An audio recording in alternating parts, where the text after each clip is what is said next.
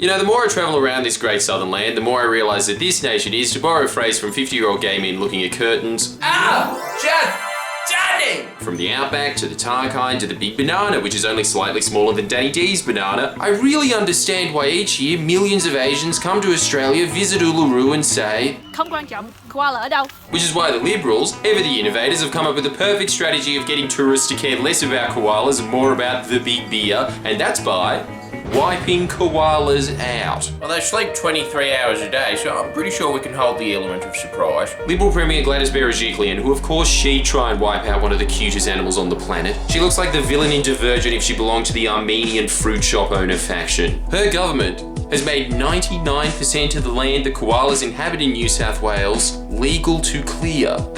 And granted, it could be worse. Eden from Love Island could have been the premier, as everything to him is dead set 100%. But that means that mathematically, Gladys Berejiklian is only 1% better at being premier than this guy. That's what passes as grown-up government in this country, allowing 99% of koala land to be burned.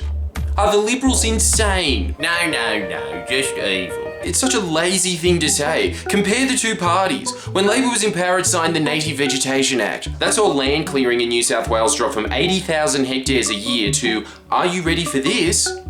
800. That is an 88-fold reduction. If you shrunk a man down by 88-fold, he'd end up being in a death match with an amoeba. The gladiators of the bacterial world. At a very conservative estimate, Labor-winning government prevented over 1 million hectares of native bushland from being destroyed. That saved over 600,000 native mammals from being, to borrow a phrase from Kelso, burned. Then the Liberals got back in and decided to take New South Wales' tourism strategy in a radically different direction. You know what I think would get more bums on aeroplanes? If the entire country was permanently on fire. Put Turkmenistan on the map. As soon as the Liberals got back in, they stopped enforcing the Native Vegetation Act, which saw land clearing jump from 800 hectares a year to 23,000. Or so the Liberals would have you believe. But then biologists told the Liberals, You do realise we can access Google Maps as well, right? Damn it! Who told them about Google Maps? the real figure was actually 6 times higher than that. 150,000 hectares a year was. Then they had to prosecute a whopping 2 people under the Native Vegetation Act due to immense public pressure. So they started taking policy advice from a Simpsons joke. Once something has been approved by the government, it's no longer immoral.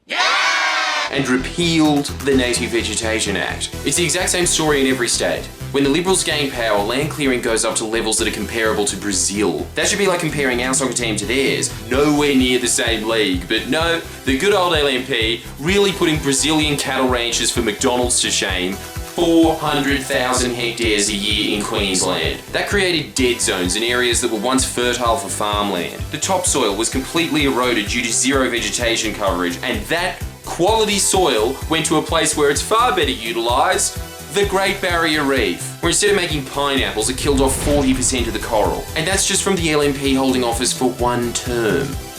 Una. To contrast that, as soon as Queensland Labor won a majority, they reintroduced the Native Vegetation Act, and yet all you ever hear on the net about Queensland Labor is hipsters bitching that Queensland Labor is so not lit.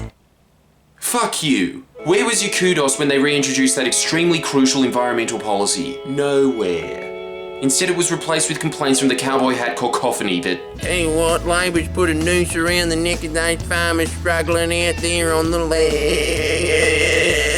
oh, tell your sob story to the farmers of Costa Rica, Russell Coit. A country that went from being 80% forested to 20% in the span of 50 years. The government then clamped down very heavily on land clearing, forestation crept back up to 51%, and Costa Rican farmers since then have seen their yields triple. So if third world farmers with access to none of the technology Australian farmers have, their education basically being the seeds turn into mayonnaise. Along with thousands of livestock and crop farmers in Australia implementing similar ecologically enhancing farming practices and seeing even better results than those in Costa Rica, why would the Nationals, the party that's supposedly there to stick up for the man on the land, be actively keeping this information away from their constituents and instead perpetuating the myth that in order to turn a profit, farmers have to turn Australia into a level from Diablo 2? Well, mate, I think it's time to let you in on a little country secret about us Nationals. We don't care about our constituents at all. Why would you admit that? Mate, do you know who our constituents are? They're Nationals voters. They're so rusted on that most of their names actually are rustic. Burning off millions of hectares of bushland does not help the average farmer. It helps the extremely inbred-looking heirs of the Harris Corporation, along with the rest of the bunyip aristocracy of Australia, these old money farmers that own millions of hectares each, who are doing it so tough out on the land that they're able to bankroll the entire National Party's election campaign and have private dinners with John Howard. Yeah, but that's just because I'm excellent company, mate. Me, the guy that looks like a rotten tomato. It benefits them to burn off millions of hectares of native bushland each and every year because in Year 12 history they obviously learned about Stalin and thought, Yeah, scorched earth policy, eh? Nice. as burning native bushland pollutes the waterways and degrades the soil quality of their smaller competitors, which pushes those farmers into bankruptcy. That's the real reason the Liberals and the Nationals are willing to put 1,000 native species on the endangered list. More than happy to see millions of birds, lizards, frogs, koalas, quolls, bats, wallabies, dingoes burned alive, just as long as they can get a photo with this 3 out of 10. That's why the most dangerous myth in Australia is, Guys, cheat sheet.